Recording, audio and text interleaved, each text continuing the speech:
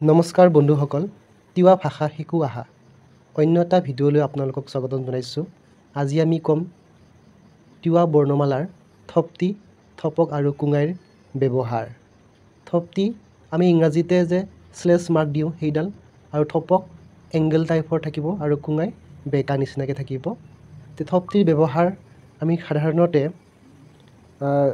যেনে ধৰি লওক ভাত খাবলৈ বা ভাত খালানে নাই, মাই চাগানা চা, আৰু ভাত খা মাই চা, এই শব্দ দুটা চা আৰু চা শব্দ দুটা আমি যেনেদৰে ক'বলৈ বিচাৰোঁ তেতিয়া আমি গম পাম যে কোনোবা এটাত জোৰ দিয়া হৈছে আৰু কোনোবা এটাত জোৰ দিয়া হোৱা নাই। এতিয়া মাই চাগানা চা, ভাত খালানে নাই, ইয়াত চা বুলি ক'লে নাই, আৰু মাই চা, ভাত খোৱা, এইটো হ'লে আপোনাৰ চা শব্দটোৱে দীঘলকৈ উচ্চাৰণ কৰিছে, তাত আমি থপ্তি ব্যৱহাৰ কৰিম। এইবিলাক ক্ষেত্ৰতে আমি থপ্তি ব্যৱহাৰ কৰোঁ। যেনে না, না, না ছাৰ তুমি কোন, খান্দাল, লুৰি খান্দাল ছাগাৰ চানা ঠাও, মানে কুমলীয়া কঁঠাল আঞ্জা খাবলৈ ভাল, খান্দাল মানে কঁঠাল। মাচু, মাচু মানে গৰু, চিঙে কিনিং মাচু ঠাইড, আমাৰ দুটা গৰু আছে। টু, টু মানে চৰাই, নীলাঞ্জলি নে টু টাংৰা কুমাইড, বা হেৰালে নীলাঞ্জলিৰ মতা কুকুৰাটো হেৰাল। চা, অচংল মাই খোল চা, নিজেই ভাত বাঢ়ি খাবি। থুলুং মানে মগজু বা স্মৃতি, থুলুং চিয়া খাই পাদিৰি পৰীক্ষা পাছ হওঁ, পৰীক্ষা পাছ কৰিবলৈ স্মৃতিৰ দৰকাৰ। প্ৰুন, আংদ প্ৰুন মিছাম চায়া, মই ছাগলী মাংস নেখাওঁ, প্ৰুন মানে ছাগলী, মাচু মানে গৰু, মিয়াও মানে মেকুৰী, ৱা মানে গাহৰি। এনেকৈ কিছুমান শব্দ আছে, আমি সেইবিলাকো জানিব লাগিব। এতিয়া আমি পঢ়িম থপকৰ ব্যৱহাৰ। থপকটো আমি এংগেল হিচাপে ব্যৱহাৰ কৰোঁ। সাধাৰণতে তিৱা ভাষাত যিবিলাক স্বৰ বৰ্ণ আছে আ, এ, ই, অ, উ, আৰু এবাৰ কৈছোঁ আ, এ, ই, অ, উ, এই বৰ্ণকেইটাৰ ওপৰত আমি সাধাৰণতে থপ্তি, থপক আৰু কুঙাই উচ্চাৰণৰ মানে কম বেছি আৰু নাজেল চাউণ্ডৰ ওপৰত ভিত্তি কৰি আমি ব্যৱহাৰ কৰোঁ।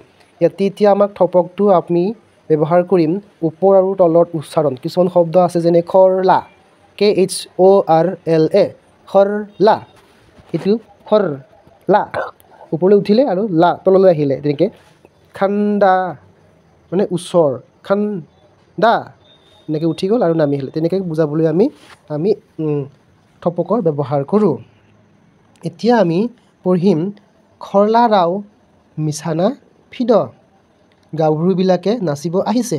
চেদান মানে গাৰু, থোৱানে ফৰ চেদান নাঙ, শোৱাৰ সময়তহে গাৰু লাগে। খান্দা, আঙে খান্দা না ফৈ, মোৰ ওচৰলৈ আহা।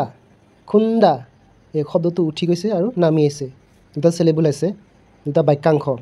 ন' পাৰনে খুন্দাগ ল চিং ফুজিও, মানে তিৱা ৰ ফুজিও, তিৱা মানে আপোনাৰ কাৰ্বি হওক বা বড়ো হওক, তিৱা হওক, সকলোৱে তেনেকৈ ঘৰৰ যিটো মুধচ খুঁটা তাকে পূজা কৰোঁ, সেই কথা কৈছে।